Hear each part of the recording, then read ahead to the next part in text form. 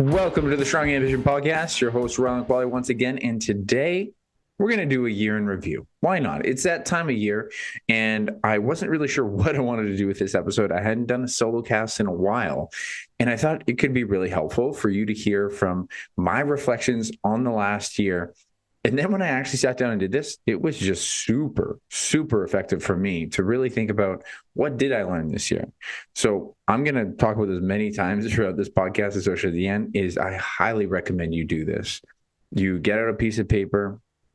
I always encourage all my clients to actually journal, and you just write out all the things that you know you learned from this year and you need to carry forward.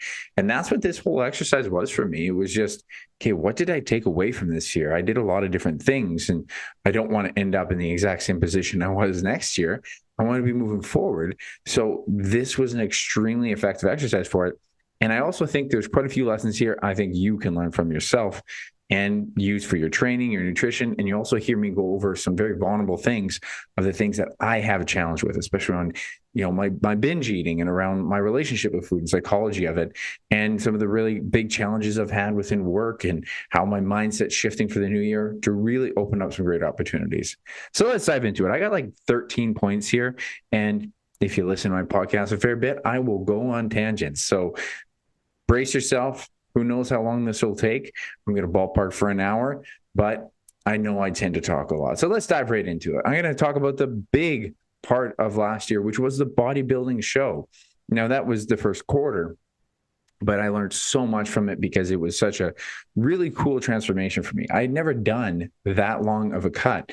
My initial bodybuilding cut was about 13 or 14 weeks. And other than that, anytime I ever got ready for any sort of a photo shoot or anything like that, it was really usually about 5 to 6 weeks.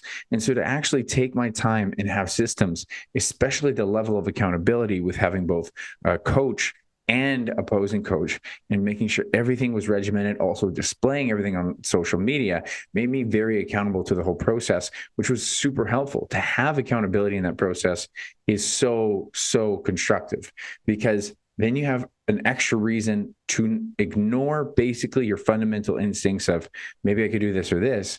I always followed the plan because I had someone to talk about the plan after, whether or not it worked.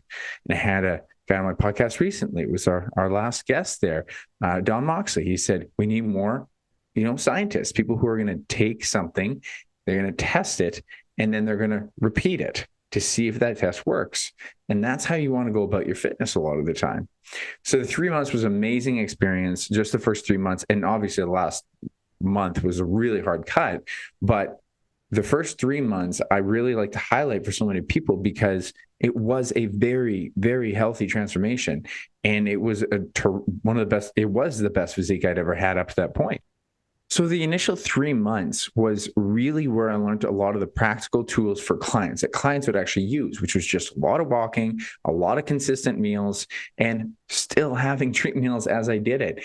And it got me a better physique than I did when I did very regimented, a ton of cardio in my first bodybuilding prep. So I was able to really see, hey, just the fundamental systems of stepping a lot, strength training as much as you need to, and eating the right food does so much work for you. And I'm looking forward, honestly, to my next cut in the new year because I get to use these tools without doing the last quarter that is so fucking hard. And I will have a future podcast on that. I'm kind of putting it off for now, but I will talk about all of those challenges. The major thing I think to be highlighted, though, is how simple that consistency was. I think one of the highlights that I learned so much from it was the effectiveness of a consistency, but like the systems that went into it.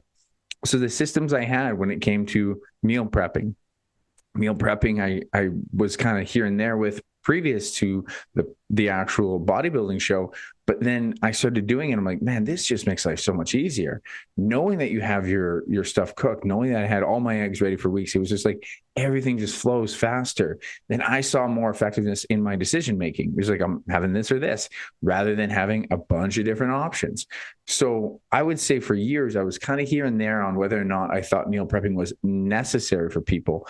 But I think in the early stages in developing structure to your meal plan, meal prepping is super, super effective. Now, some people can eventually have the skill where I can just kind of wing it and I could do it the day of. But if you have a plan, you create this structure, especially your protein types. And then from there, you work off of that structure once you have it regimented.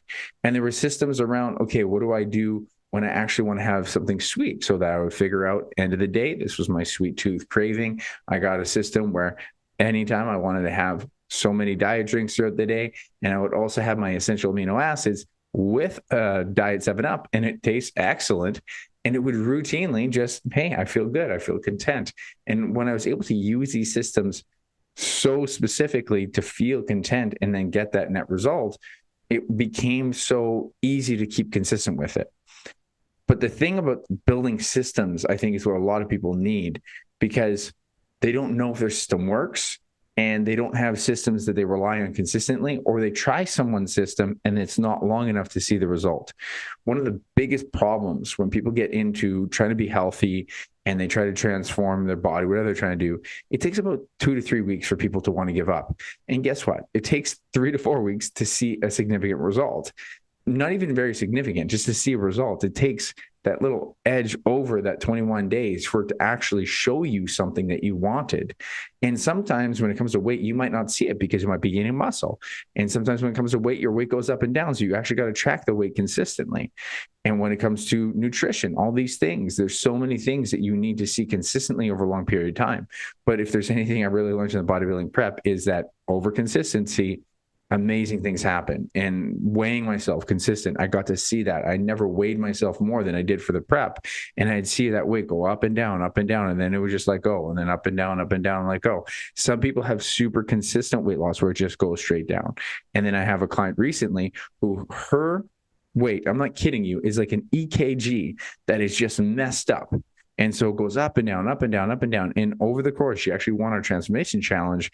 It actually came down just over 10 pounds, and she didn't have a lot of weight to lose. That's like me losing 20 pounds, but she had to have faith to show up for the program, show up and do her photos, show up and do her weight. And she saw that trend over time. Even if you have an okay diet program or strength program, if you do it with good discipline over 3 months, it's not even a question. You'll get results as long as it's not a terrible program. Like the average program, let me just put that out there. The average program, not the far end extremes, not telling you to not eat for days. I'm not a big fan of long days fasting. I'm not a big fan of all the way into veganism if you don't have proper structure and diet in that. But even with veganism, as long as you have good protein content and vitamins, mineral content, and I'll even put it out there, and a lot of people agree, I would say even a carnivore diet, if it's done with good structure, will get you a result. It can, as long as you have the right protein and calories and micronutrients included. And so many things can get you the result, but you need a system to do it consistently. Consistency shows everything, and it takes longer than you think. One of the best sentiments I probably heard last year was extend how long you think long is. And that's really where all the lessons come in play. And one of the other major things I want to always hit on, if you haven't heard me talk about it during the bodybuilding prep, the power of walking. The power of walking was so supreme for the prep. My step count, I started with a 12K goal, ended up with a 14 just naturally, and then went to 15 and 16. And it was so easy for my body to let go of the weight because I was a really active person.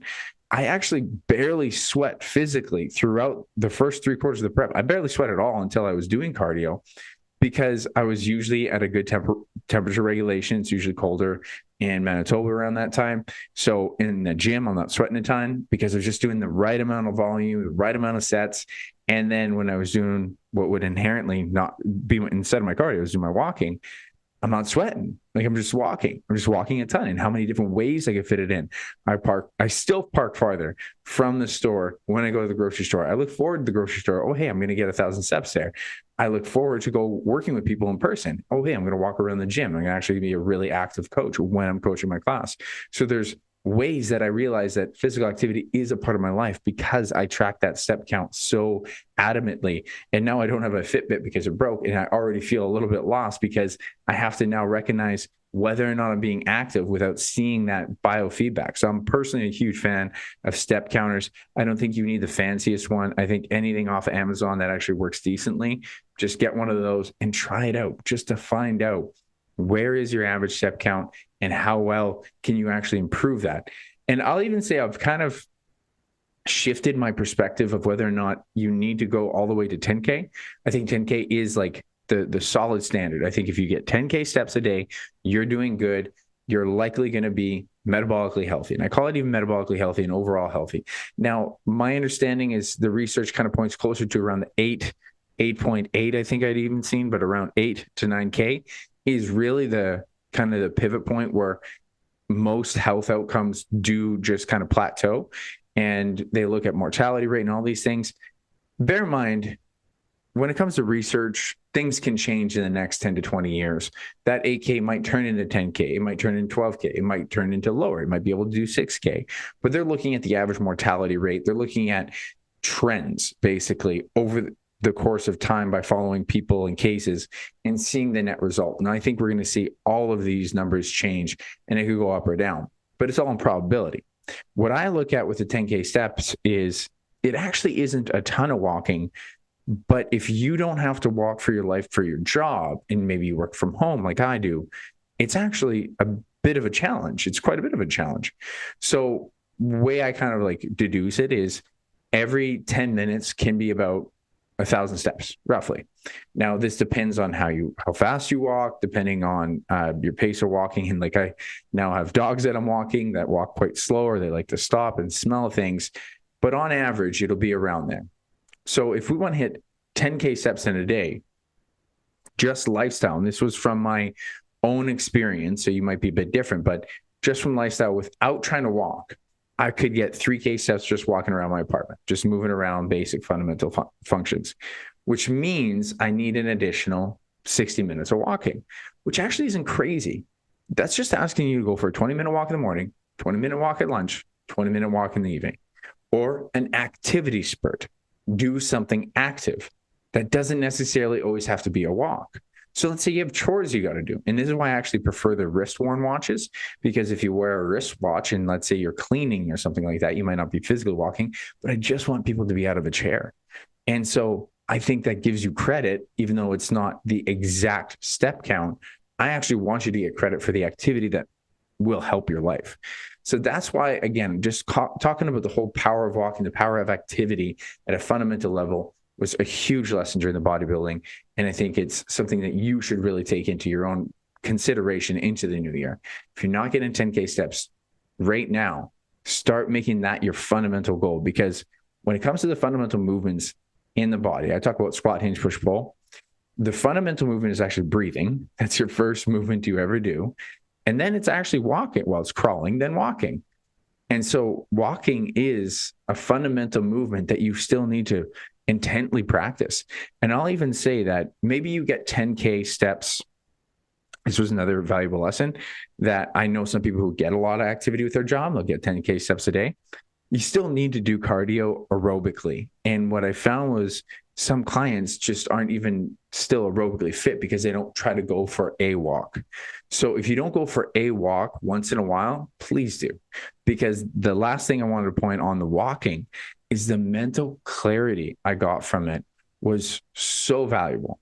Most of the time, because again, I had a lot of walking to do. I was doing 14K up to 15K, maybe 16K at one point. And so that's a lot of steps. It's a lot of activity. That's almost double what most people will get, right? Actually, it's double definitely than what most people get. But I didn't want to waste my time. And I also didn't want to just be distracted with podcasts. I actually usually didn't listen to too many podcasts when I walked. I just spent time thinking about my program, thinking about social media, thinking about helping people, thinking about my day. And it was so helpful. AJ said it very well on my podcast. He says, you take it into a problem-solving mood. And when my feet were in motion, my mind was in motion. I was trying to solve problems. I would plan out my day. I'm going to talk about this. I'm going to talk about this on social media, make this plan. Okay, now what's the next one? And I would actually have, distracting thoughts come in. But it was also kind of a meditative practice, because meditation is a practice of trying to recenter your focus. And I'd be like, oh, no, we got to go back to focus. We got to go back to focus. And always come back to that focus, come back to paying attention to what I need to do that day. And I'd come back ready for work in the morning and be like, hey, I'm tackling this. I've been thinking about it literally for the last 30 to 40 minutes. I'm tackling this task right off the bat.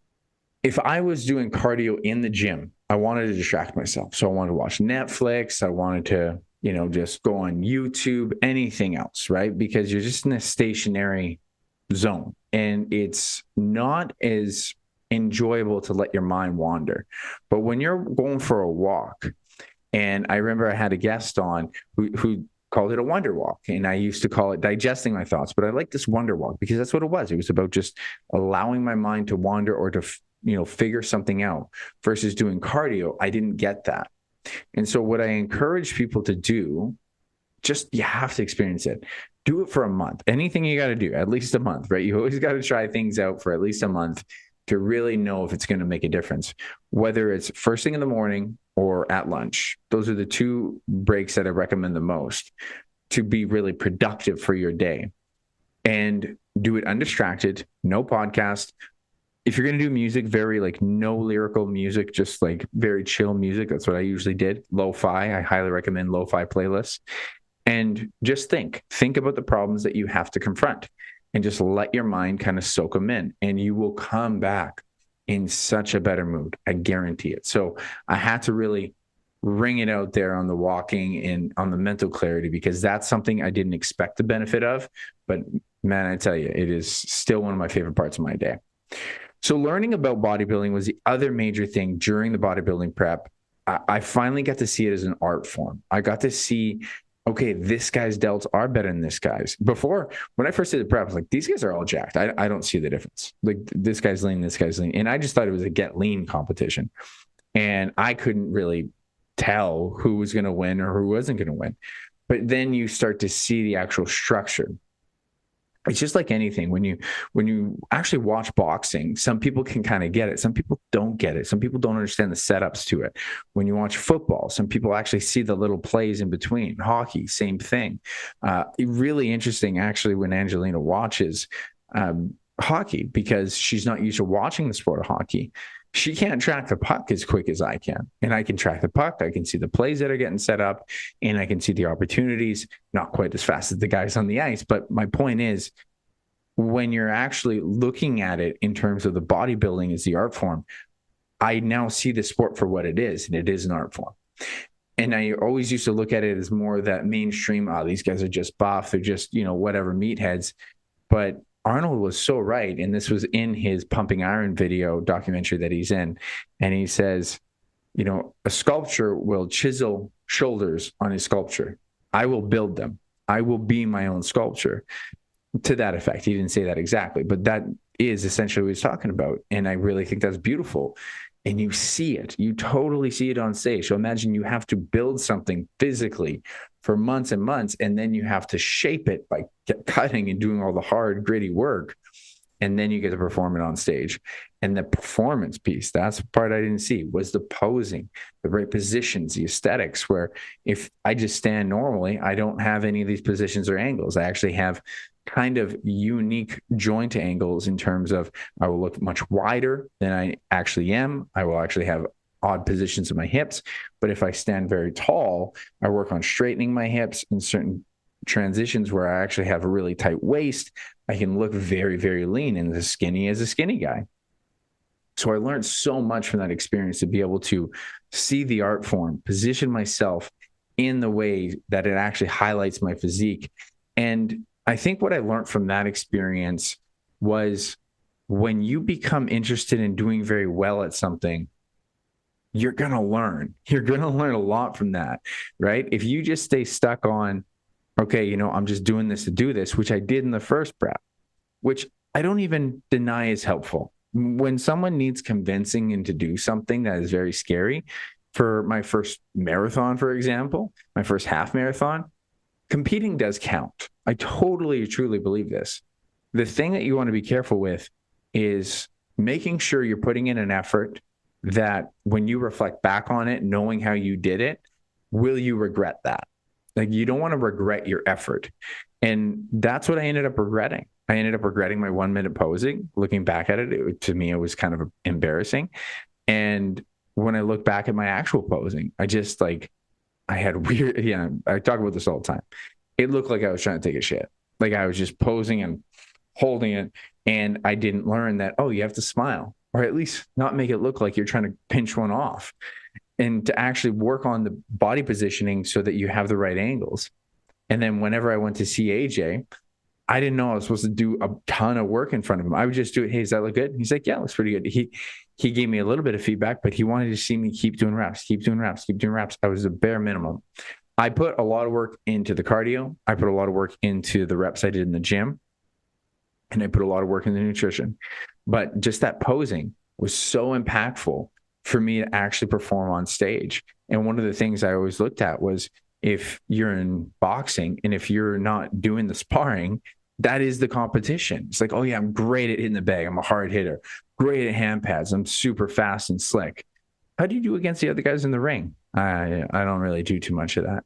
It's like, okay, well, you're going on stage to outpose someone. That's kind of a huge part of the art form. So unless you have God-given genetics and you just happen to know how to position your body right, it's going to be hard to do anything out there. So I learned a lot from that. But to come back to being really interested in the moment that I can get out of it, the amount of work I would end up putting in, I was like, okay, I'll do this for like, 10, 20 minutes. It'd be a half hour pass. When I started doing my 1 minute routines, it became so interested and fascinated with it. So when you actually want to do well in the moment is when you'll stop thinking so ahead of time, or I got to get this over with, and you become curious with what you can do. This is a great sentiment I learned from Ray Lavoie. He was on the podcast. Curiosity is the key to find intrinsic motivation by far. Just remember that intrinsic motivation is within. It is the thing that pushes you to do it for the sake of doing it, for the sake of doing it. So why do you want to go play hockey if you like hockey? You enjoy hitting on the ice and you're curious, can I beat this guy or that guy? Can I be here or there? Can I just be on the ice and stick handle, go to an open rink and just feel that? Someone who likes boxing, to just hit a bag and feel a bag. Like intrinsically, I like being there for the sake of being there. Extrinsic motivation is when I tell you to go play hockey, even though you don't really want to, or you show up for work and you don't really love your job, but you're going to get paid. There's extrinsic motivation of pay and responsibility. But when you have intrinsic motivation, so I became intrinsically motivated. Yes, I had to do the posing for the sake of the competition. That was the initial extrinsic motivation. But when I was actually doing my posing for a half hour, 45 minutes and time flew, that was the intrinsic motivation, the power of within of how can I do this better? How can I make this better? And I had an internal responsibility to make it better. And it made a huge difference. And I found a lot more enjoyment. Even after, I was still really in this whole bodybuilding mindset, and it's still within me. So I think I learned so much from appreciating how much being competitive and caring about your result makes a huge difference, especially because growing up, I wasn't super competitive. My mother actually gave me great mindset to handle she gave me the ability to handle a difficult loss very easily. And it was super helpful as a goalie because I was a goalie. And so, especially when I started out as a goalie, with not so great teams. And even just starting out in a new position as a young kid, I was Adams, I was like 12. You're a new position. Like, you can't hold a high standard to yourself. You're new at this, right? And that was a big thing because the first couple times I went in net, I was smacking my stick. I was angry. And I think my parents saw some anger issues in me at a young age, but my mom really taught me how to handle anger in a different way. And it was super important that they said from the get-go, you have to put the bad ones behind you and be ready for the next day. And so I got really used to this mindset. It's like, okay, that was bad. What can I learn from it and move forward? And so I almost learned to not be uber competitive, to be present in the moment the best I could, but to not weigh myself down from that result too much, which can be a really helpful strategy. But the downside of not caring with the result is that you might lose your competitive edge. And so in my first bodybuilding show, I wasn't super competitive. I just wanted to show up, and I just showed up, and then I didn't get a good result. And that kind of made sense, right? Because I didn't have the competitive mindset. Now, with that being said, it does, again, help you handle difficult situations better. Hey, I just tried, my first marathon, I was just happy to show up, and there was no competitive edge that I needed. I was just me versus me. My first half marathon, same thing. I think I got around 2 hours, and that, lack of competitive edge, I didn't need a competitive edge in order to compete, is the way I should put it. But then what was interesting was when I had that result that really mattered a lot to me because I worked so hard for the first bodybuilding show. And then the next, right after, the moment right after where I was actually disappointed, I realized I have to redo this. I have to actually now start being competitive with myself on these things that I said I just needed to compete. Now I need to compete against myself. Now I need to show that I can come back, dust myself off, and get a better result. And so I repeated the half marathon and I beat my time. And I suffered to do so. And guess what? I'm so fucking proud of that. I'm so proud of looking back at that accomplishment and being like, yeah, I beat my time. And guess what? You better believe I did that with the bodybuilding show. I went in there and I said, as long as I know I owned my process, I took so much time away from work and other things. I sacrificed my time. I didn't care if I beat everyone, but you better believe I was going to try to. You better believe that if someone beat me, they had to bring their A game. And only some of the best competitors out there really did beat me on the stage. And I did manage to get gold out there. So I knew I was going to be proud of it because I went in with a competitive mindset that I was going to be super difficult to beat. So I learned a lot about that. Also, a side note of just bodybuilding specific is how really detailed, especially the day of show is. So to me, I thought it was pretty simple. AJ had a pretty good protocol, but at the same time, I think there's even more nuance to it. We would just dehydrate going into it, and I even threw off the dehydration because I was having too much essential amino acids, which actually helped maybe hold on to water retention, and I shouldn't have included that in my fluid. I should have actually gotten rid of the essential amino acid mix that had electrolytes in it so I could flush them out better. So the dehydration didn't work as good as it could have. And to actually appreciate, I've seen so many people that on other shows post about how, I was too dry, or, I didn't have the tight look. And there's a perfect mixture of dehydrating and then carb loading. So you dehydrate and you carb deplete. So you get rid of your carbs. And then what you want to do is you want to actually start putting carbs back in and not having quite too much water yet, but now the skin's going to be really tight. But to make it so that you're not flat, which means your muscles don't look very full, you actually want to add just the right amount of water at the right time. So it doesn't blow you up and you still keep the skin tight, because carbs can attract water to the muscle cell, but you need just the right amount at the right time. So that's something I really started to recognize. Oh, there's a magic sauce here. And I think the day of, a few days leading up, like the coach comes into very, very effective practice right before the event. And that's something I hope to learn on in the next bodybuilding show I do, which I'm pretty sure, but as you can tell, I became far more interested in it. I think this is actually a point I'd even make. I think I just learned recently, and this is super, super valuable, is that the most important work for you to do in the world is the work that other people see as work, but you don't, because you enjoy the process so much. This goes back to the intrinsic motivation, right?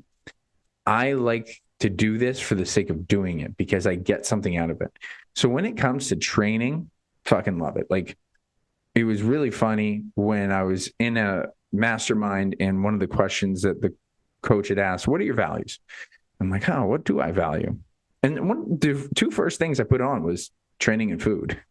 And then people were saying, relationships, humor, family, all these. Yeah, I guess I could put family on there first. And so I realized I'm so engrossed with my profession and just training in general. If I don't get to train, I feel like I'm missing something in my life, unless I'm on a rest day, which I am today. I can value that, but it is so important to me, right? I had someone recently ask me, do you find it hard to train this time of year? And I just straight up said, I find it hard to not train. Like, that's just who I am. And so I started to appreciate even the discipline of doing the bodybuilding show, all this stuff. And so I recognized that my ability to do this stuff that other people find really hard is completely and totally my asset. And because of that, you better believe I have to do another bodybuilding show, because I don't find that part hard.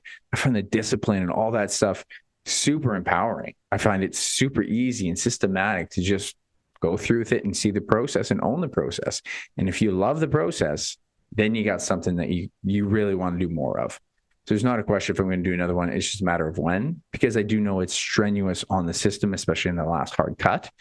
And I also have other goals I want to go after. As I mentioned many times, I do have powerlifting goals, and I need to lean into my discomfort or my mobility, as my shoulder is not quite ready for some heavy bench press. Like, just getting back into it. So we'll talk more about my future goals at the end of the podcast. I just had to put that asterisk out there, because for yourself, think about that in your own life, and also try to create some ability to enjoy the process of whatever you're doing in fitness and training and nutrition.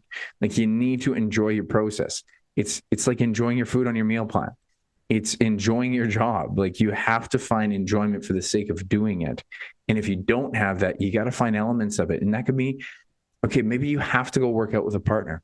And I'm not that person. I don't actually need a group training session. The only time I like a group training session is for conditioning, because that's when it's fun, because you're sharing the really difficult session. But when it comes to strength training, I like my own stuff. I want to go do my own thing. I want to plan it out, and I love tackling it. And then other people, if I don't have someone to go meet and do it in a group, I don't enjoy it as much. That's fine. If that's you, own that. And it's totally worth it to be that, make that your process. Maybe you need to get into sport. Sport is super, super effective. All the guys on my hockey team, like, I'm the goalie, so I'm not getting cardio. These guys are at least doing cardiovascular work, and I see them hustling. It's a lot of sprints on the ice, especially when you don't have a lot of guys that show up, which is very common in beer league. And so they're getting that activity of something they enjoy the process of. And when it comes to your nutrition and your food, make sure you like your food on your meal plan, and that's enjoying your process. So I just wanted to put that asterisk, because that definitely was a lesson that recently hit me, only like maybe a month ago. I started to realize, yeah, I really got to keep doing things that I enjoy the process of. Now, the other thing that bodybuilding really taught me this year was the training, and getting into the building phase. I learned a lot of really valuable things, which I'll start with effective reps. I know I've talked about it before on here so many times, but so many people don't still understand it. And I think it's super, super valuable for everyone to appreciate whether or not you're training hard enough. Effective rep is when you're pushing so hard to near or complete failure. The reps that you can't move fast at the end of a set are the effective ones for hypertrophy specifically. Okay. So let's say it's a set of 10 reps, and then you're pushing it so hard, and 10 is like the absolute maximum. You're doing bench press, and someone has to take it off you on that 10th rep. The rep of probably 6, 7, 8, and 9, they all probably got progressively slower, but 7, 8, 9 were really effective for mechanical tension. The mechanical tension happens when you can't move it as fast. And that is what's sending the signal to your body, we better grow this muscle. And the more sets that have effective reps is what actually stimulates hypertrophy. Now, this is separate from strength. There are some strength benefits in those, but you're going to see less of a strength benefit when the weight actually slows down. So, not to try to confuse you, I'm just going to talk about muscle building specifically here right now, for now. And then, so what was really cool about learning about effective reps was then learning about the rest pause technique and myo reps. So rest pause technique is, let's say you did that hard 10 set, and then you rest 10 to 20 seconds. And we told you to do another set, and you might only get maybe 3 or 4 reps. You bust out a few more. Those are still effective reps because you're barely moving it, right? It's still hard to move fast. Then you can rest pause again. And so that was a really fun experiment with me.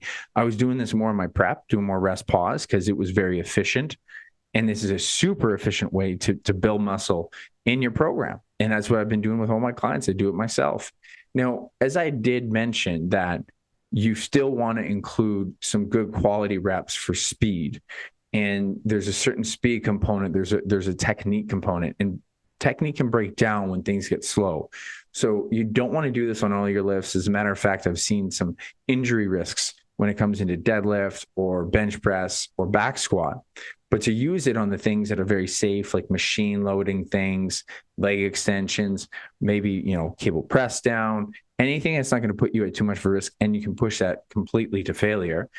But when it comes to strength, you still want to do, more sets, because you're going to practice neurologically, brain to muscle, that movement pattern better to create that efficiency. What I do like about the rest pause is a really simple way because it's to add progression. Now, first thing to mention is for, adding more muscle, adding sets is what's going to really make a difference. So you start with a program that doesn't have a lot of sets and you add each week. Well, it was super easy to just add more rest pause sets. So typically that's what I do with my clients myself. Like week 1, we might have 1 or no rest pause sets. Week 2, we have on all these exercises, 2 rest pause sets. Week 3, 3 rest pause sets. What's cool is those rest pause sets, remember, are getting more effective reps, which is like a whole nother set. Let me explain this one more time because I tried to explain this to my girlfriend just yesterday and she still barely understood it. So I really want to try to explain this well. If you were to do just a typical 3 sets, say it's your bench press, and all of them were near failure, around 2 reps of failure. Okay. So you have 3 sets, 3 working sets near failure, right? Which had effective reps in them. Okay. So we know that we'll just count that as 3 sets. It's very simple. Then what you do is you added a rest pause set at the end of that. So what you would then look at that as is it's like doing 4 sets because you did your first, second, and third set. They were all near failure. They all got in the stimulative zone of this was hard for my body to move fast. So it was all effective for building muscle. And then you did a rest pause, which is like doing a whole nother set. And then the week after, you want to progress that, then do 3 sets again and do 2 rest pause sets. That's like having 5 sets. Hopefully this is making sense, but essentially I treat rest pause sets like adding an additional set for the sake of hypertrophy. And I think it's more effective, more specifically for muscle building. It may or may not have a place in someone in a fat loss phase. I think if someone's trying to be really efficient with fat loss, it is an effective tool. Meaning if you only have 3 to 4 workouts a week and you can only do 30 to 40 minutes, this is a key tool to have volume in your program. And you can still get a lot of intensity from it. And that's another thing is, adapting to the other end of it is as far as like muscle building, was actually appreciating that when you're muscle building, you might not need to always do phases. I was always stuck on like ramp up week 1, week 2, week 3, and then deload. And I've seen a lot more research. It's like actually you can auto-regulate it on people and you might be missing out on gains for people. So essentially, normally I would do a kind of a 7 out of 10 week in week 1, week 2, 8 out of 10, week 3, 9 out of 10, and then week 4 would be a deload. And did this for people routinely. Now, I think this is still a good system for most people in a fat loss phase because you want to anticipate when they're going to be overloaded rather than just kind of place it and like push them until they're failing because they're going to get an appetite. They're not going to recover as much. So I still like the 1, 2, 3, 1 for the people who are doing more fat loss. The only thing I'll say is I still give them a 4th week option of, hey, if you feel good, you can push it. If you feel like you want to deload. And then no matter what, we're going to go back to week 1 being a new program, some new exercises. The main lifts will be the same, but you're going to go back down to about 7 out of 10. Now with building, we take that to week 4, 5, 6, if we can, of ramping up intensity each week. And I just check in, hey, can you do another week? Can you do another week? And I'm quite surprised how often people can carry it, but you want to carry it because we're spending less time in these deload phases. And we want to push the body as far as it can in it to push the volume as far as it can, because volume, how many sets near failure, is what helps muscle building so much. And I think I want to just add one more thing on training. And that is, I still know so little, but it's exciting. I think before, when I felt almost, I want to say insecurity from not knowing as much as I thought I knew. And it was around, injury prevention and trying to, solve those problems. And I realized just not a lot of people have all the answers. And there's just a lot of different ways to solve that problem as far as injury prevention or treating injuries. But I felt like I just didn't know a lot. And I was like, oh man, I'm bad at my job. But no, I just don't think we know a lot when it comes to, the body and science and stuff like that. There are systems that we're getting more and more clear on, but there's so much potential knowledge when it comes to training and nutrition, and more training specifically is what I'm kind of thinking about. For sure, nutrition. I always say, like, I'm a 3 out of 10. I think there's endless things for us to learn about nutrition. It is so vast, so difficult to study, and we're going to be learning about this Well, for the rest of my existence, for sure. But when it comes to training, it's been cool to see, and I finally pivoted that to be more of an exciting thing, to realize that there's so many different ways that we can train, and we can actually continue to learn, train people in different ways, and get new responses from different ways, from people in different ways, rather than it being just, the classic way of training all the time, or just even putting this pressure on myself as an individual, like I should have all the answers. It's actually exciting to know I don't have all the answers, but I get to find out a lot more. So it leads into that curiosity of my profession even more, especially when it comes to understanding all the different ways that you can build muscle. And that's what I've been more interested in. And now I'm really going to hopefully soon get down the rabbit hole of powerlifting and how many different ways you can get strength training in. So it's been really exciting to see, the new knowledge come out over the course of this year and what else is coming down the road. All right. So I'm already going on a lot of tangents here, but I want to dive into a few really other big ones. Quite a few, actually. I got I think 6 or 7 more here to go. So reverse dieting, let's hit this one big. Although I will want to do a whole podcast on this, I think I got to do more personal research on this, meaning I got to do it more successfully myself, which I think I did better than last time, but I have so much more to learn and to practice it better. When I actually did it, I overdid it. The reverse diet, just in case you may or may not have heard the last time I talked about this, was after the bodybuilding show, and you want to reverse your way into more calories so you don't just put on a ton of excess body fat and you just binge, because that's what I did. I went in my first show, I just did super disciplined to all the way back to, just the fat kid who could eat anything he wanted because he could, and always felt sick. And I literally planned a vacation the week after in the United States of America that makes it very easy for you to eat nothing but garbage everywhere. And I was eating for the sake of eating. It was not even enjoyable half the time. So I lost, as I said, 13 weeks of hard training, 13 days to lose it all. And it probably equated pretty close to that, because my metabolism was so low and my appetite was so high. So it's just a huge wash, right? This time, I just eased into it. I still had some treat foods. I actually did a great job of not binging really that much at all the weekend of the show. I thought I had just the right amount of treats. Then I was like, hey, I'm going back to 1,800 calories on Monday. And that was a little bit too harsh on me. That was a little bit too aggressive of a reverse diet. I heard Brett say it, and I should have trusted him. He said, yeah, I put you around 2,300 calories, and it would have been closer to where my calorie maintenance was, and my body wouldn't have been so hungry because I was still doing cardio, still doing a handful of lifts. Now, I could handle it psychologically because I told myself, got to brace. And I was fine for the first week or so, but then the old habits came back. Now, what I ended up doing was I wanted what I call the ebbs and flow model, which is, lower calories in the week, and you can have some higher calories in the weekend. But I was so low with my calories in the weekend, and I was post, show where the accountability is gone on how much you're going to hold back on the weekend. And I was just binging more on the weekend. And the binges, and they weren't all out binges. I'm going to talk about binging and what I really, really see as a binge, but they were pretty close. They were solid splurges. There was a lot of excess calories eating alone. And I really think I didn't do myself any favors by trying to leave some more room for those calories, when really, if I would have just ate more during the week, I wouldn't have been so starved on the weekend, wanting to overconsume, and then thinking I'm going to make up for it on Monday. And I kind of fell into that more of a yo-yo. And it's funny because an ebb and flow is so close to a yo-yo, but it is the way I think we need to understand how to live our life. A yo-yo is the extremes, is what I did. I went from 1,800 calories, and I would just eat whatever I want on the weekend. And really what I should have planned to do is stick around 2,300 calories. And then on the weekend, have one good treat meal, but still keep to my maintenance calories, keep to my meal plan, keep to my structure as much as I could.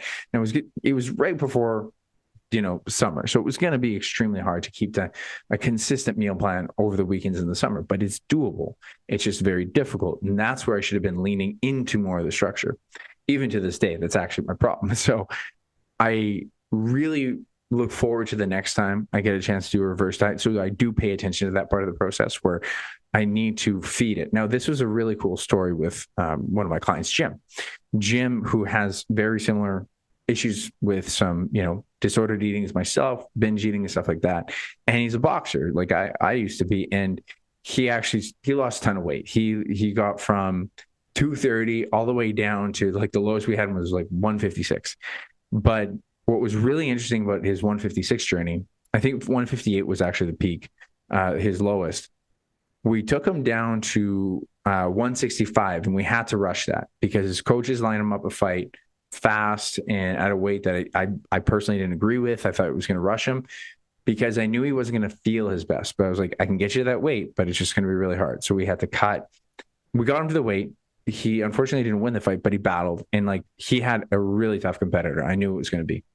But he got to the weight. Now, from there, it's like, okay, you're at 165. Now, their goal was always to go to 156 because he wants to fight leaner and feel strong in a weight class that he feels suitable. Like, okay, if you want to do this, we can keep pushing. Like, I think it's probably healthy to own this weight for a while and stay in this weight class. You can handle the weight, the power of the punches. It's healthier. But if you want to go, you go. And so we went for it.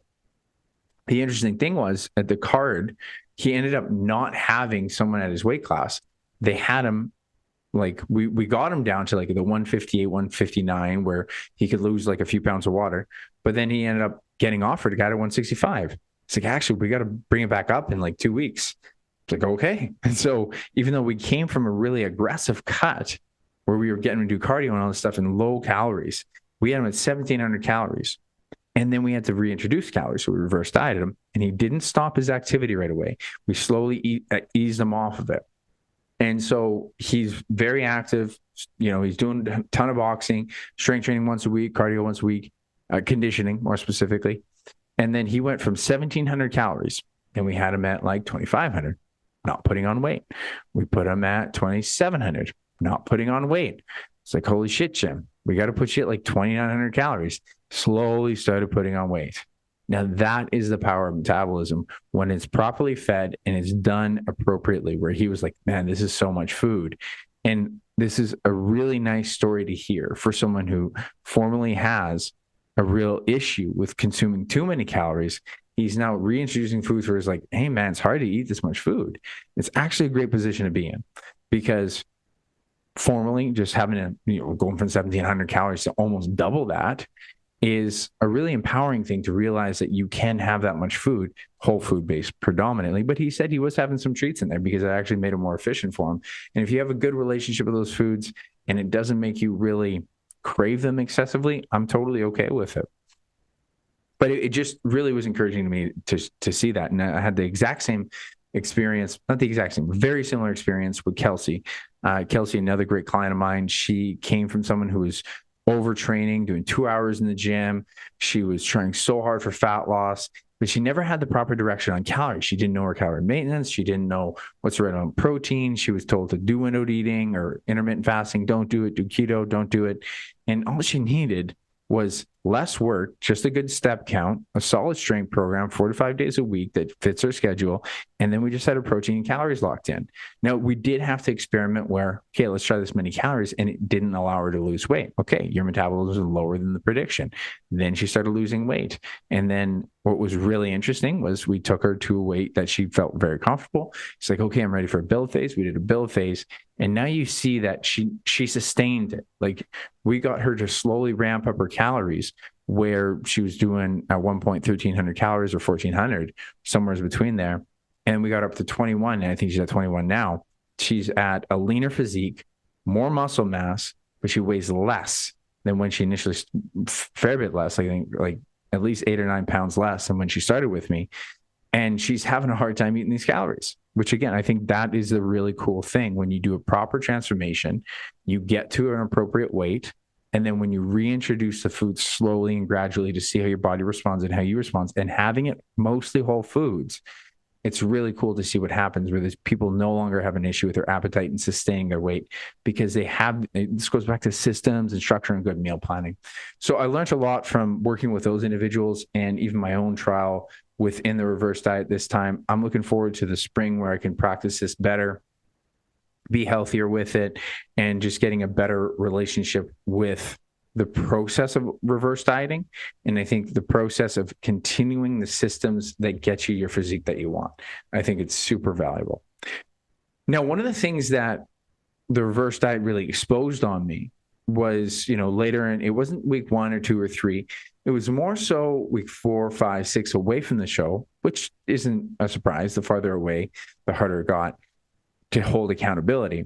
But what was interesting was where the binge eating came out, and it resonated with me so much when I talked to Jordan Syed about it. Binge eating comes out alone. And I never even really put that together until then. It's not always, but it is one of the tell signs that binge eaters will have.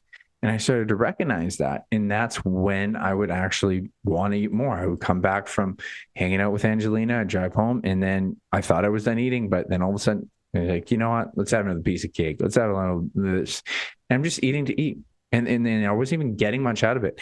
And so I'll go back to one of the lessons in the bodybuilding show was sharing meals makes them more significant and more meaningful.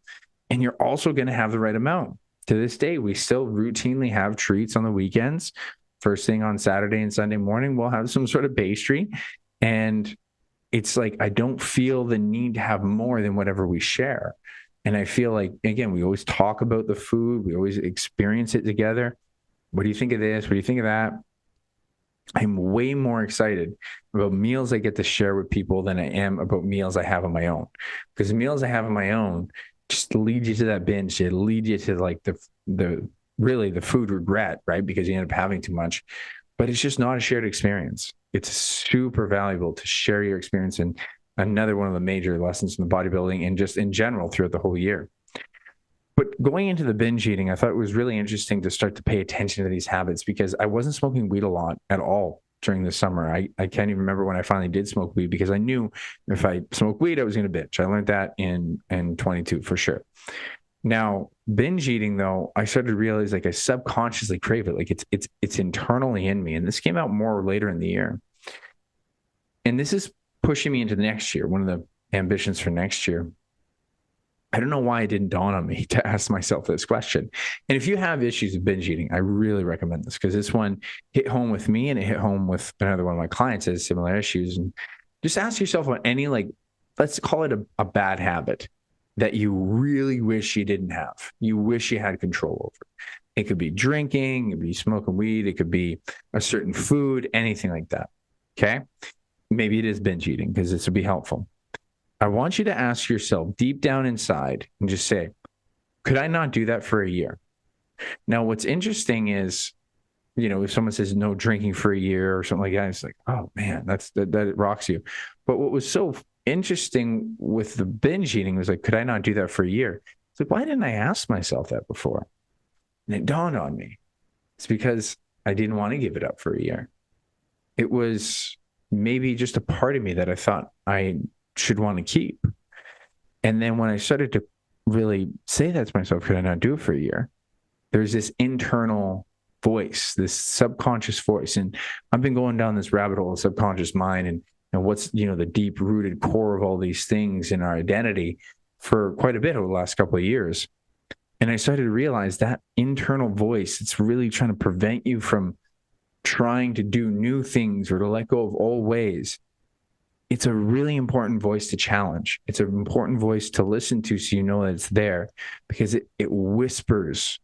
It whispers to you. It is the devil behind your ear that is always ready to actually jump on you when you're vulnerable and actually take control of the wheel when you least expect it. So I'll give you a scenario. Let's go to I want you to use your own scenario that's similar, where maybe you overconsume food, maybe you overdrink, whatever it might be, your most tempting scenario. But you're going to go into this scenario with all the great intentions. Okay. So it could be a family dinner. Christmas is coming up here. And you're like, I'm going to eat clean. I'm going to have this. I'm only going to have this, this, and this. I'm going to do this. And you have all these great intentions, right? And you're going to say, I'm not going to binge, or I'm not going to drink too much. I'm not doing this. Now, when you say that to yourself, I want you to pay attention to something deeper behind that. Okay. Meaning, is there a part of you that knows it's not true or knows that you're going to not follow through with it? Like, basically, how much would you bet on yourself? If I say, would you bet $1,000? Would you bet $1,000 that you wouldn't do it? And it kind of changes the narrative because you bet $1,000 that, you could not drink for a year. Would you be able to actually push yourself in that position to really, can you for sure do this? And I think betting is probably not a good analogy because if you're going to, it's like getting paid $1,000. But rather, let's put it like this. I'll put money on the line. You wouldn't actually make any money, but if you don't do it, it's going to cost you $1,000, right? Something like that. I know that's not a great wager, but I think what I'm trying to get to the point of is start to ask yourself if you really, really, really, really think it's true. Because I started to pay attention to this subconscious crave, this internal voice that's driving me, that's saying, yeah, no, we're going to binge. And I remember it. This goes all the way back to the worst binge I had, the last true binge in my eyes. I've had many what I consider splurges. I like to use the spectrum with different language, maybe to make myself feel better. I don't know. But also just in terms of, okay, to be fair, there probably was some binges. But that was the last really, really like painful one. Because I did smoke weed a few times this year, just being honest. But the last painful one was in 2022. It was in the spring. And I had, not smoked weed much. So that was a big thing about not smoking weed, was I knew it would prevent me from binging as often. But then when I smoked weed, then I was more likely to binge because I only in this mindset and having to get used to this mindset and I just go to that place. I just go to that place right away. Now I was really getting into this old subconscious mind and really going on those deep roots. So my whole thing was, okay, let's smoke weed. Let's think about it. Let's try to channel this, try to get into our internal thoughts. And I was going through, going on a walk at my parents' place. And I was just thinking about it. And I was like, okay, I'm going to actually, have the right amount of calories today. Yeah. And I felt like when I was telling myself this, that there was a room of Rylance, okay? Like there's a room of me saying, yeah, man, we got this. But there was one fucking voice in the back room snickering. No, you're not. Like it's generally how I feel. And that's how I always kind of feel, that there's this voice behind all these voices that just say, no, but we're going to binge again. We're going to do this again. And I think it's super helpful to start to pinpoint that. Now, I want to tell you about how that binge went, because it's a very open and honest story, kind of fairly embarrassing with the net result to a degree. But I binged a fair bit after. Despite me recognizing the point of, hey, that's the voice. Hey, I got to challenge that voice, all those good intentions. When I was at my parents', I was like, okay, well, I'll have just a little bit of this and a little bit of this and a little bit of that. And then all of a sudden I got the fuckets. I was like, yeah, I'm in it now. Now, one of my old habits of whenever I would binge was actually to try to have some sort of a laxative. I never threw up. I never did that. But my thing for where I would fit somewhat on the spectrum of bulimia was a compensatory method of trying to have a laxative. So I would pass the food and I digestively would feel better. Now, you'll probably retain good 50% of the calories, at least some of them, but I wouldn't feel so clogged up. And personally, I'd rather be sitting on the toilet than putting my face in it. So that was always my routine. And then over time, I started to appreciate, okay, you have to own your mistake. Don't use a laxative. So I let go of that. And I realized I was on the spectrum.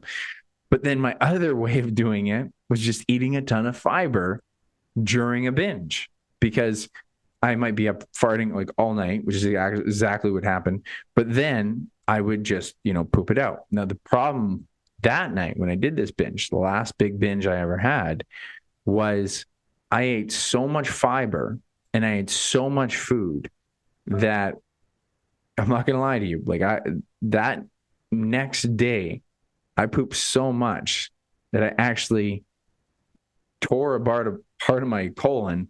And I ended up having a anal polyp, which I then just recently actually got removed. It was like 11 millimeters. Sorry to get descriptive, but the reason why I actually want to share that story is because that's embarrassing. And that's quite a consequence. That is quite a real problem, where I had anal bleeding follow me for the rest of the year.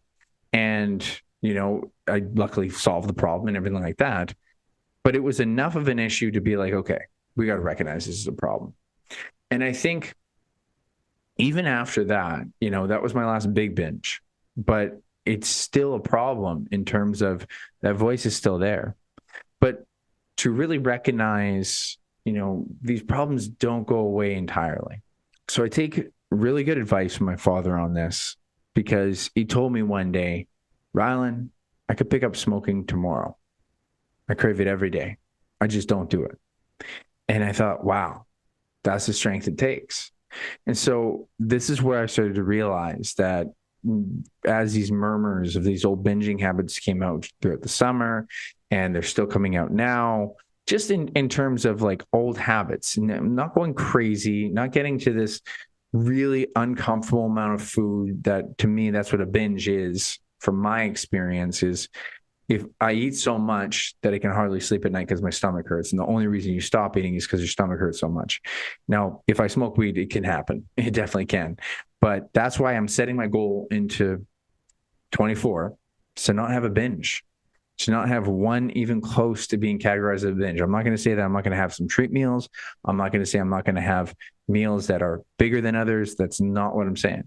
But what I would classify, and this is my rough rule so far, that I'm going to really try to keep to. It's okay if you have seconds, but no thirds. And I think it's such a simple, but a manageable way to regulate yourself on your intake when you're having a treat meal. Like if I have a treat meal and if I want to have maybe another cookie, it's not the end of the world, but just no thirds. And if you need thirds, drink some water, have a protein shake, have something else. And if I can do that for a whole year, knowing that the subconscious mind is going to have that voice in the background, I think it's going to be a really effective practice. And it's a practice. I have so much work to do. And one of the things I need to even work on right now is more building without binging. And I'm not necessarily binging, but I'm being complacent. I'm getting snacky. There's holiday foods coming around. And so one of the big things I'm going to be trying in January into February is going to be, no dirty bulking. So we'll talk about more near the end of the podcast, but consistency. And one of the other things I want to say I learned a ton from was accountability to a coach was actually just not just for the sake of accountability. You didn't feel alone. And to feel that again, I miss that. And that's why I do look forward to having a coach again in the new year in some capacity, whether me and AJ just kind of, I still hire him to keep me accountable. I talk about my whole fitness and stuff like that, because having the support in that is super, super effective. And, obviously I'll sell my program and you can sign up for me and all that, yada, yada. Absolutely. This is what I love doing. I love customizing things to people, but the support that people come to me for is what's the most impactful and the most rewarding for me too. Like I'll have back-to-back calls helping people solve their problems. Like I don't even solve it. I help you solve it for yourself. What does the individual need to do for themselves? And that's the easiest part of my job, because you talk about intrinsic motivation. I'm just so happy to sit and talk to you about what you need to do in order to get to where you want to go. And I know for myself, the support is the word. And I remember talking to Jason Brooks about this because I asked him for some accountability. And he said, you need support. That's what you're looking for. And so when I was able to actually narrow that down, then I was able to actually hit more of the proper channels. And I know I need to lean into that into 2024 and make sure I still use the support systems I have in my life. Now, I want to talk about a few other things here. Again, I'm going on tangents, but these are, valuable points. From me personally, this is almost like I appreciate you listening, because this is very much a public journal, so to speak here. So the thing I was going to talk about in the next year here is going to be my unproductive habits need to get regulated, and how this is pretty simple. It's pretty obvious. You talk about drinking and weed. So when it comes to drinking, I done this in 2022. I did 12 and 1, which was I'm allowed to drink more than one drink 12 times within a year, which is, it sounds like, get drunk 12 times if I want, but it's actually not even just get drunk. It's more than one in a sitting. So that's a really helpful metric, because you'd be surprised how often you want to have two. It's like you have a cocktail and then you have something with dinner. Well, actually that's two. So now you're actually within what I quote unquote call a binge, but it's just having more than one. Now my 12 and 1, it's called and one because I can have one at any point in time. And I learned so much that year that the one is more important more commonly than the second or third or fourth. And so I want to go back to that next year, because right now I'm already not regulating it well. I'm noticing stressful times, or I just feel like chilling. It's like, it's really a distraction and it disappears right away, whatever euphoria you think you're going to get from it. So I'm recognizing that just more recently than anything. So I'm going back to my 12-1 in the next year. And then smoking weed, I need to keep it rare. My goal is for no more than 6 next year, might even be 4. But I like to use these metrics, and this is what I recommend you do for yourself when it comes to smoking weed, when it comes to drinking. Have a specific metric that you need to regulate yourself on. It could be drinks in a week. It could be, smoking weed how many times in a year, but use that metric and just own it. Now, I encourage anyone to do a year sober, and I'm getting very close to doing a whole year sober, but I really want to find the sweet zone, because I could do a year sober, but it's not actually where I plan on living my life. Where I plan on living my life is finding the right amount of fun. It's like, I could just not have any cookies or chocolate, but that's not where I plan on being. I plan on being in the sweet zone of having the right amount of cake to eat, having the right amount of treats, and mostly being good. So I believe in practice and having these metrics to move you forward. So that's something I highly recommend you look in the new year.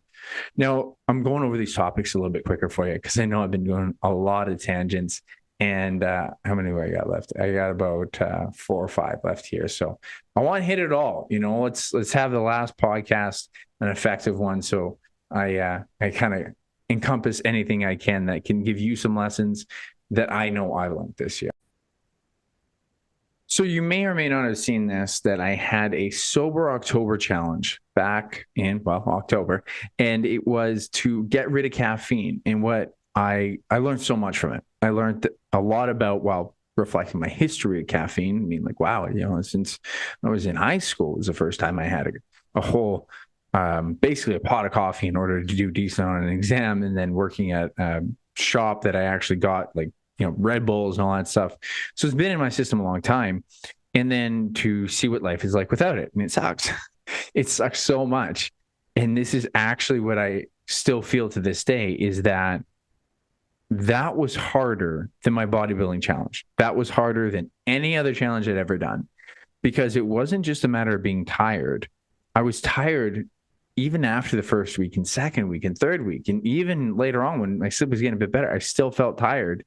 And I don't know if it's just the person that I am, that really I have this comfort of working at a certain octane. But I'd also educate a guess that I probably could have gone longer, and maybe it would have, gone away a bit more, because I only let go of melatonin after, I think it was the 3rd week, if I remember correctly. But now I am off melatonin, and I haven't been using sleep aids nearly as often, occasionally here and there. But that was actually the problem, that I did recognize, that I was like dependent on them, but it was like an insecurity. I was like, I didn't know if I trusted myself to fall asleep. So to be able to let go of those was a really empowering thing, because I thought I'd be on melatonin forever. But I also wanted to improve my quality of sleep. Some of my girlfriend, Angelina can go to sleep and just pass out, and sometimes her alarm doesn't even get her up. But to have that quality of sleep is what I was really envious of. However, it was super destructive to my productivity in my job, and my mood and my appetite. Everything was in a bad mood. So everything like went negatively in terms of all those things that I mentioned, even like the appetite. Like, I couldn't believe it. Was like, I just want energy. So I was eating honey, like, just give me energy, give me carbs. And so that was a really big challenge. It really was. And I slowly introduced it. And I still will say that I hate to admit, I go back to the old habits a little bit here and there. But I think what I really valued from that was being able to just work tired is something that I can do. Is like, I got used to just having caffeine and these energy flows. Like, as soon as I felt tired, maybe I need a nap. It's like, no, just work through it. And like, that's just, being tired is a part of life sometimes. So I learned very much so that you don't have to not do work just because you're a little bit tired. You can hustle a little bit. So that was a super valuable thing. And one of the things I want to really, just going to put this out there, because it might change, but probably won't, because it's been great. Mouth tape is for real. If you don't know about mouth tape, Mouth tape is a product that's coming out more and more in the health space to improve your sleep quality. Mouth breathing is already a problem in general, that most people are breathing from their mouth too much rather than their nose. Nasal breathing will help you use your diaphragm more during exercise and everything, and to keep your system calmer. Because if you're a chest breather or mouth breather, you're actually you're kind of stimulating a lot of stress to the system. It's more sympathetic nervous system. Now, if you're doing a high intensity sprint, you're going all out. Yeah, you should be in that gear. That's called gear 4. Gear 1 is calmly nasal breathing in and out of the nose. Now, zone 2 is actually what I've used, is just getting my clients to say, hey, if you're in zone 2, you keep your mouth closed. So you do aerobic, and this is actually a great way to improve your aerobic system, is to do zone 2. This is a very specific intensity. It seems boring to some people, but it's very effective. And what makes it more challenging to people, so you stay in zone 2, but it's a challenge, is you keep your mouth closed. So go as intense as you can. I prefer to get people on low impact biking, elliptical, high incline walking. But if you can go for a steady state jog and just keep your mouth closed, you'll be in zone 2 cardio. Now, mouth tape puts your mouth closed when you sleep, and it gets you a more restful sleep. So I heard this from a couple people that generally what they find is you might get less hours of sleep, but it's a more restful sleep. It's a better quality sleep. Now, I mentioned my Fitbit broke, so I can't really check my sleep quality, but I have noticed that I feel more confident. I knew this when I did experiment with just basic tape. I had this brown wrapping tape that Angelina had around. She hated me using it, but I would use it because it was easy to take off my lips, which was actually a problem because it would fall off at night. But it would get me to sleep quicker, which was really cool. So me just holding my mouth closed actually helped me nasal breathe and keep me calmer. And so I found that I would go to sleep quicker. And then when I finally bought the mouth tape, which I used the higher name brand, which is called hostage tape, which I always wonder. I wonder if there's hostages or people who were hostages in the past that have some PTSD from that experience, possibly offended by that hostage tape. Now, I just, this day and age, you got to wonder who's offended by anything. So I'm willing to bet someone is. I just wanted to throw that out there. But it's super effective, right? Because it's right over your mouth. And if you had a hostage, it would be a very effective tape for it too. So maybe all the kidnappers are now some of their best customers. Could be. But more to the point, the hostage tape is a really good brand. It's like the AG1, the athletic greens of mouth tape. And it covers your mouth really effectively. I don't have a beard anymore, but from some anecdotes I've heard people say, it actually covers it well. And to me, it stays on all night super well. Problem is, it's one and done. You use one and it's done. It's like a buck a piece, or maybe $1.50, maybe $2 a piece. Still in experimental phase. And in the future, I'll let you know about how it goes.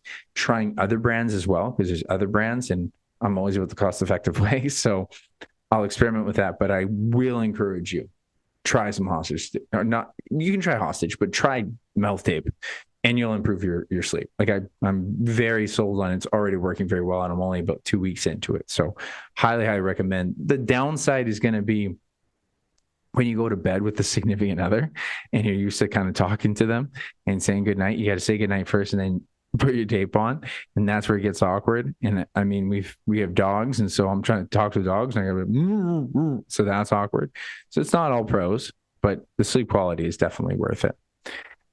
One of the other really valuable lessons that I know you can take, I have to encourage you to take, even though I am a social media guy, and hopefully you'll find me on social media more often.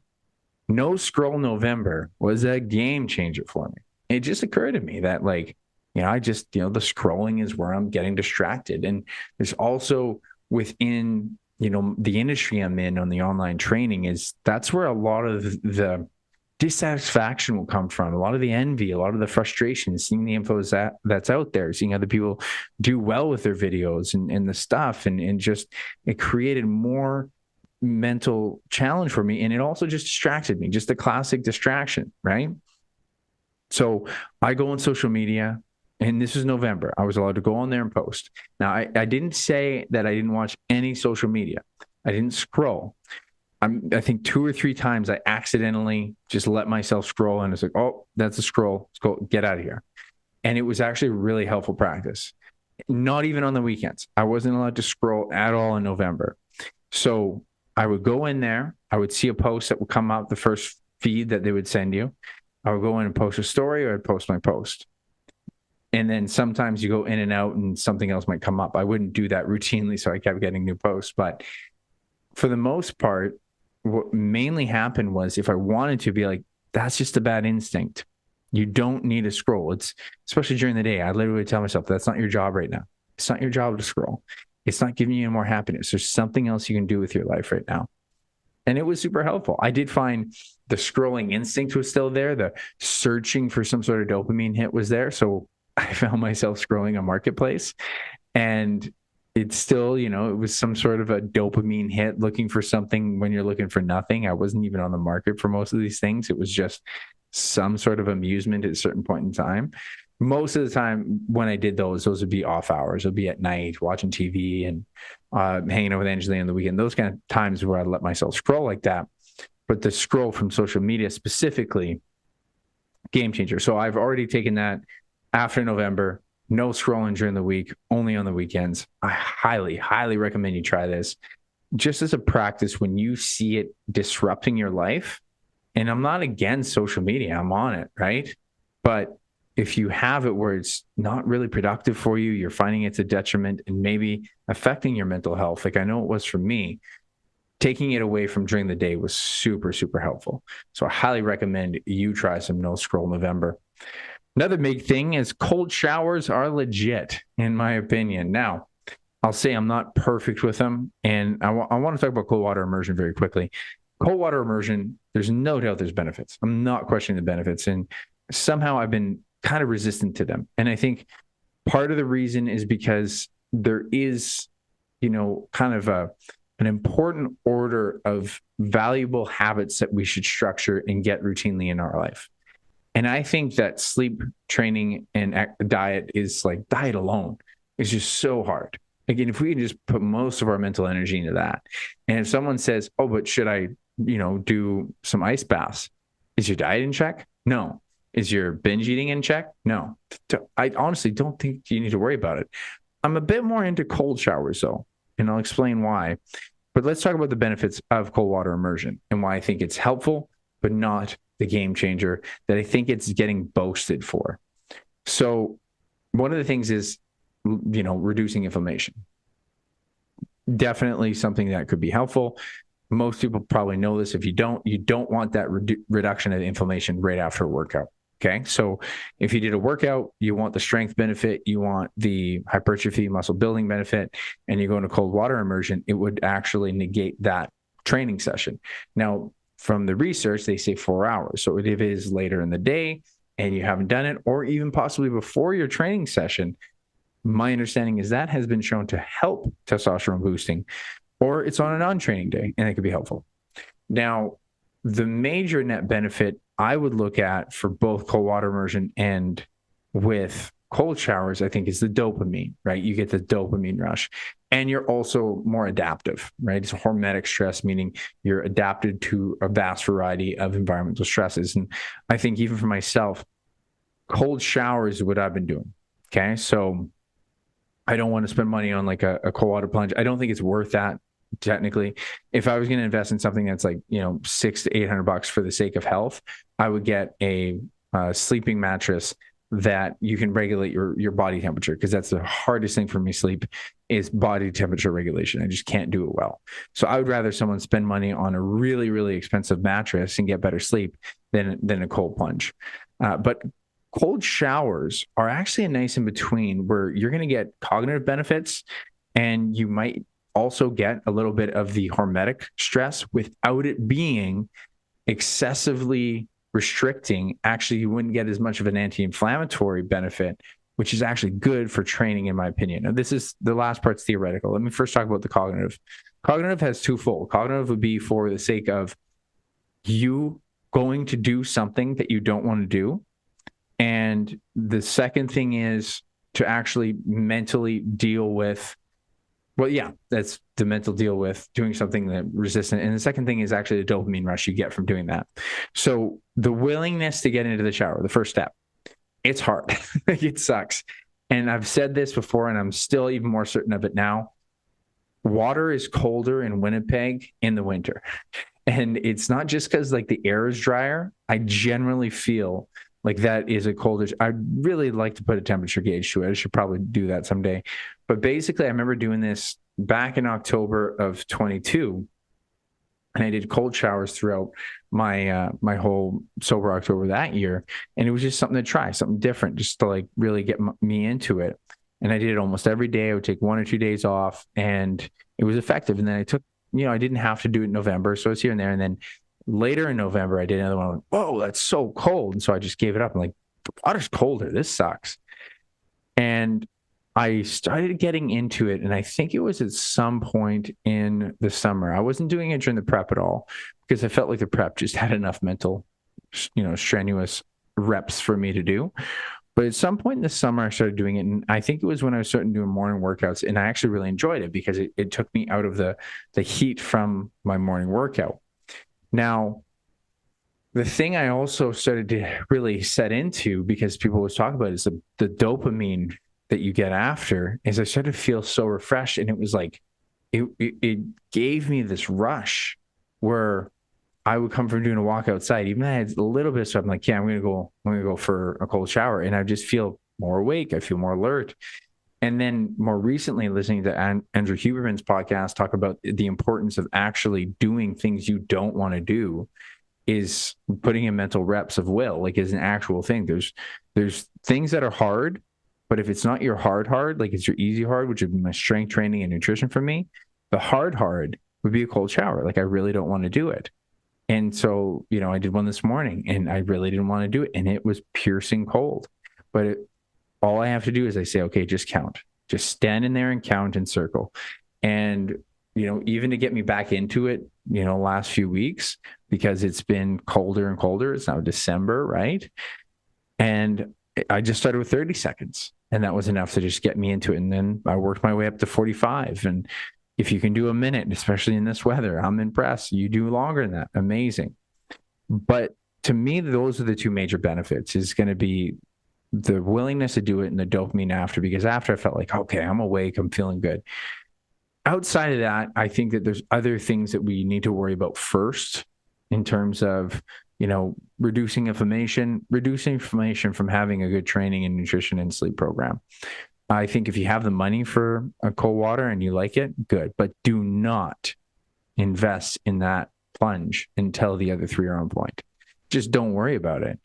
Do a cold shower. Now, the really cool thing, I think, is that because it probably doesn't work as good for reducing inflammation, is the fact that I think you can do it after a workout without having that much of a net negative towards your training session. So the reason they don't really do much cold water research is because you can't regulate it on what the person is experiencing. It's going to be some on your shoulders, some on your head, some on your side. And so it's kind of all over the body, which is good, because let's say I did a leg workout. It's not localized to my legs. I'm not reducing the inflammation from my legs dramatically. And I'm only in there for like a minute just to cool down my body. So I actually come out of that exercise state really effectively, and I can get back to work sooner. So I really enjoyed that part of it. Now, if I haven't had a training session and I go in there, it's tougher, right? But at the same time, I still can, get that rep in and get the dopamine hit. But I would encourage you to think about that if you finish a training session, that's how I got myself into cold showers to begin with. I would do a cardio session, and then, even Angelina said, oh, that doesn't count. It's like, hey, trust me, I don't want to do it. It counts. And you build yourself up into anything. I started from, even when I said in the get-go, when I was talking about the bodybuilding and just competition, it's like just competing counts sometimes. Work your way out. And so I would encourage you to think about, if you think about cold showers or the cold water immersion anyway, start with cold showers. Start with 10 seconds if it takes that. Stand in there, count to 10. But if you can hit that 30, there's something cool about the 30 seconds. That's where your body shifts. Is that you go in there and you focus on your breathing and your counting, and you actually will have this nervous reaction that you get to overcome, which is really helpful, where you're like, you really don't want to be there. And then you just breathe deep and your body will actually calm down. And I remember learning this from one of my professors, Dr. Giesbruck.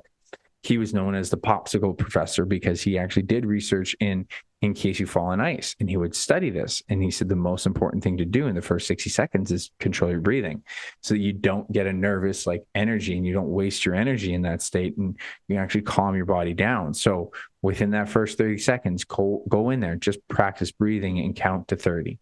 I don't care if it's a fast 30, I try to go 1, 2, like have a metronome in your head where it's actually slower, and it can work. Because if all you have to do is think and breathe and deal with a little cold, you'd be surprised how amazing you feel after. So I am believing that they're a lot more legit, but we'll see if I ever do the cold water immersion. Again, I'm more interested in getting better sleep still. Now, I have just 2 more things here because this has already gone along quite a long ways. So what I'm going to talk about here is my mantra for the new year here coming up. In the new year coming up here. So whenever I go into a new year, I have a word of the year, because I find, New Year resolutions, common thing. I'm going to do this, this, and this. I'm going to do this, this, and this, and nothing takes hold. But I do find when I've had an attitude towards a year, I can learn something from that. I've learned to practice it routinely. And the word was this action that I always had to remind myself to do and do and do. And it was super helpful over the last several years. One was listen. And I tend to be someone who will talk, as I've just ranted for over an hour now. But I needed to listen to people more. I needed to be a listener. I needed to ask questions. I needed to be a person who was actually going to help people by finding out about them. So I would just use that term, listen, just listen to people and ask questions. And it was helpful because, okay, it's not about me, it's about them. I just talked a lot about me. And what about them? And it started to actually take form in more of my relationships and my instincts over a long period of time. Then when it comes to the next challenge that I did, I think I'm missing one. I can't remember the other one that I had, but I know 2 years ago, the word was grind, from 2001 going into 22. Now, the reason it was grind was because I was starting to do a new mastermind program, and they were getting me to do a lot of stuff I didn't want to do. And I had to do this for my business. So I said, I think you got to grind. Because a lot of the time within my business, within my work in general, when I was, training in Focus Fitness, when I was, the manager at United, when I had TTF, all these different jobs, even my first year of online, I felt like I just always enjoyed it. Like I was very present. I'm not saying I wasn't grinding. I'm not saying I wasn't working, but there was so much more pleasure in a lot of the work I did. So it wasn't that feeling of grinding that I knew I remembered from being in construction, doing shit you didn't want to do.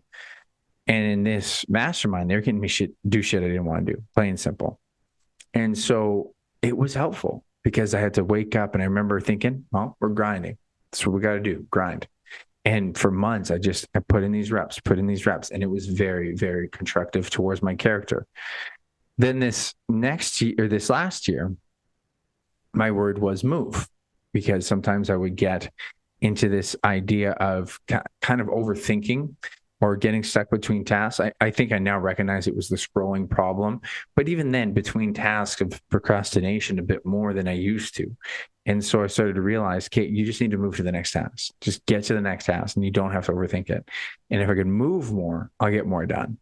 And it was super helpful during the bodybuilding prep where, I move. I had to walk a ton, so it was helpful.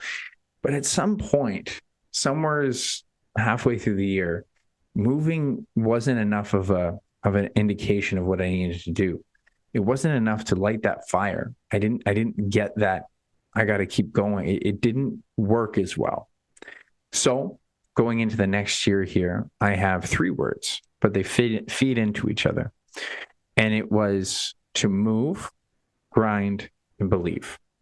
Now, what I really realized in this last year, especially when it comes to my business, when it comes to like trying to grow as a person, I need to move. I need to get into the thing. I need to do the thing that I don't want to do. Cut through procrastination as quick as I can. And, from when you start moving, you stop making, any unnecessary deliberations. And then from there, you need to grind. Like, I don't know why I let go of the word grind. I need to keep doing things I don't want to do. And that was something that I realized I was like having an issue with. I was putting off tasks I didn't want to do. I was allowing myself to kind of be distracted going into the no scroll November. Like that really sparked something in me to realize that's where I was doing instead of moving. I was lying to myself saying, hey, I'm doing research on Instagram. What are people doing? And realistically, I was just wasting my time feeling worse about what I was doing. I need to grind. I need to go make something happen. I need to go just do something that you're uncomfortable with.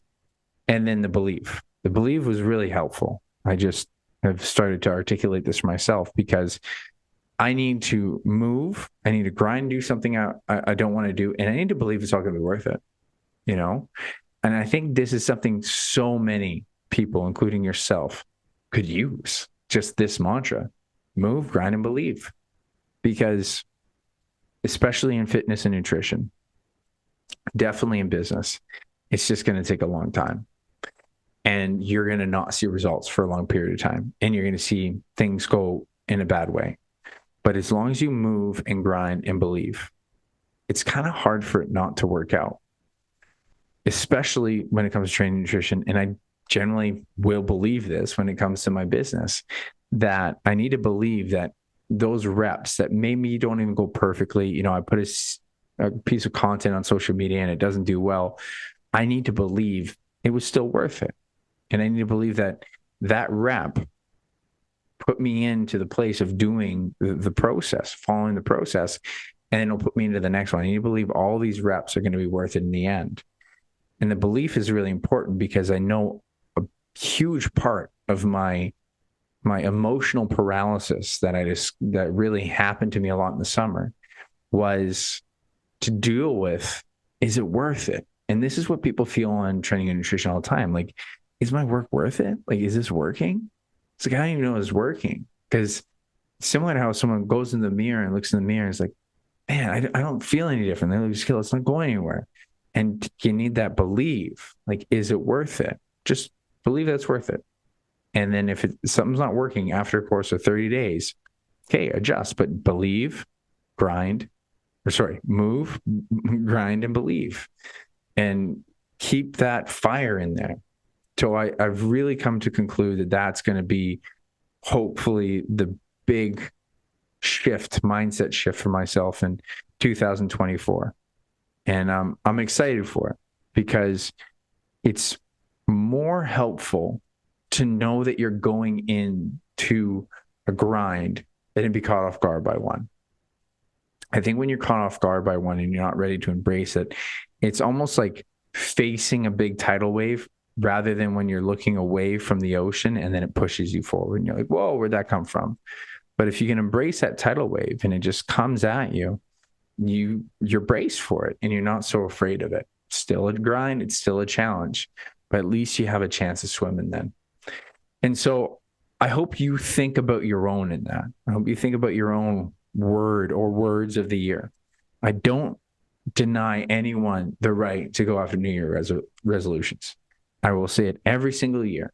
You want to set a New Year's resolution. You want to set yourself up for, I'm doing this different. I'm doing that. I'm doing this. I'm doing that. Fucking rights. And if anyone tells you that a New Year's resolution is stupid, don't listen to them. Like, just don't listen to them. I don't think anyone going towards a month, I don't care if it's January, February, March, any month, has a fucking reason to try to change your life. That should always be encouraged. Do I think it's the best system? No. But I do believe you deserve credit for your courage to be willing to change your life. And you should never be denied that. I encourage you to consider the word system. Consider a word and an attitude that you're going to take towards a whole year, no matter what, because that is the staying power of your character that you're trying to build. Because the probability of your program working out, whatever you're going to change in January, is very low. 9 out of 10 people will not succeed in sustaining their fat loss. Well, that's depressing. But there's a story to the 1 out of 10. I guarantee you, most of them didn't do it on their first try. They didn't quit. And I guarantee you that they changed their character. I guarantee you they all changed their character in the process. So take that attitude towards the new year. Think about the new year with how is my attitude going to change? How's my character going to change? Maybe one word, as mine are, 3 words that feed into each other. But really think about how you want to change as a person in the new year, not just physically, but mentally. And I'm going to just tell you, again, we'll summarize here from a new year, little things upcoming here. I'll tell you more about in the future about how these challenges go. One is going to be a clean bulk. I'm going to try to do, as I'd mentioned, at least 4 weeks of no treat meals. Now, this is for me mentally, emotionally. I don't think everyone needs to do this. I need to do this for myself because I have more of those kind of fuckets creep in whenever I'm doing a bulk. I'll go into a dirty bulk and saying, I'm building, bro. And it's like, it's not constructive for me. So I know I need to try a solid 4, maybe even if it goes well, 5 or 6 weeks. My hope is to go 4 weeks solid of a clean bulk and then reintroduce foods for the next 4. And then that'll finish up my muscle building phase. So that's my hope into January. And then the one that's really exciting, I'm generally excited about this. I'll tell you more about it in the future podcasts when we get into kind of how I'm going to orchestrate this all. But I'm very excited for it because no, I'm not doing a bodybuilding show next year. I'm going to be doing a fast food fat loss challenge. Now, there's going to be kind of gray zones within this, but fundamentally, my plan is to eat 90% of my meals on the go. I'm going to be going to fast food restaurants. I'm going to be going sometimes to grocery stores. I'm going to be going to basically, if I did not get to cook for myself or not very much, as often as I can and still lose body fat and keep eating cookies while I do it. Classic. But I want to really, try to exercise my knowledge. What can I use at my disposal? I do have to be smart about this because I know it's going to be expensive to some degree. And I also want to make sure I get some good blood work done. I want to make sure I do this properly where I know, am I still healthy because I'm having more of these fast foods? But there's going to be, what can I choose on the meal and still go towards my goal? It doesn't mean I'm actually having a burger. I might just have the patty a lot of the times. And that's actually what a lot of my plans are, is just eat the meat.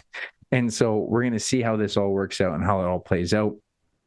But set a trajectory to be pay attention to this story coming into around February, March. That's my goal date so that I still have some more time to do a build because I want to do a solid build this year. And then as I do my cut, that is how I'm going to be doing my cut for probably 3 months, maybe 2, but probably 3. As I said, that 3 months transformation challenge taught me a lot.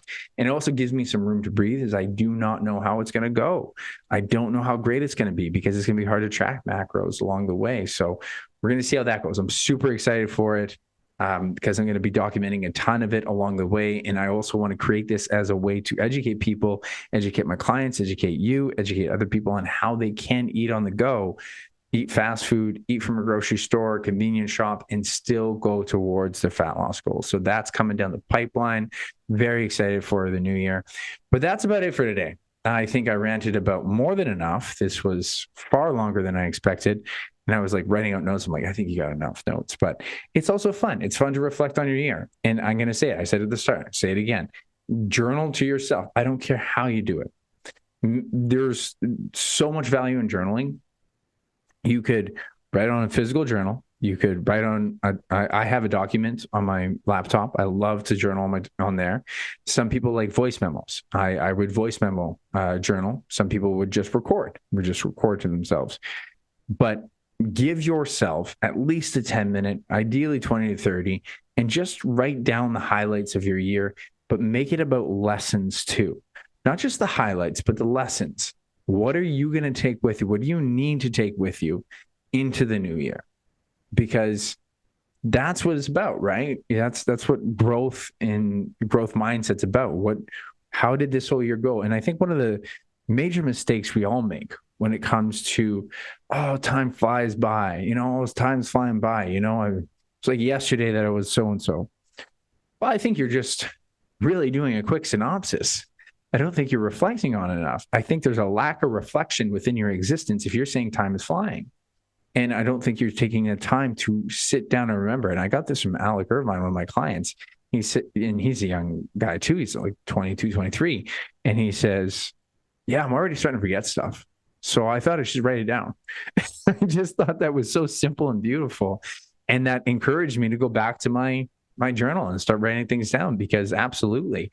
And every time you actually go to write things down in a journal, you're going to document it, you remember it better, but you're also going to go into that problem solving mode. So I highly encourage that. I highly encourage you to do your own personal reflection on the air, do some fun thoughts too. I think I'm going to do that in my journal. So I go over my highlights, the really exciting, the fun memories, so I remember them better. But yeah, I mean, it's been a heck of a year. I actually just moved in with Angelina, so that's something I'm excited for, as I got her little pup Sunshine here. She's now my working partner, and there's so much more to come up here in the new year, as I mentioned about the fat loss challenge. So think about your own.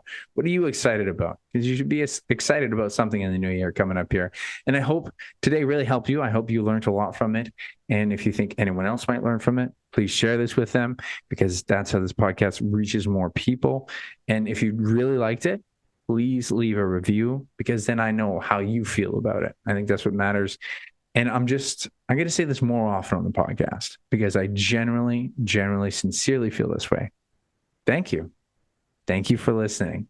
I appreciate anyone who believes in my message and believes in me and what I'm trying to do with the world. I'm trying to help people chase their own ambition, try to live that. What is a happy life is within the chase, right? So same old mantra. Think about it for next year here too. Life is not about the pursuit of happiness. It's about the happiness within your pursuit. And I'll catch you in 2024.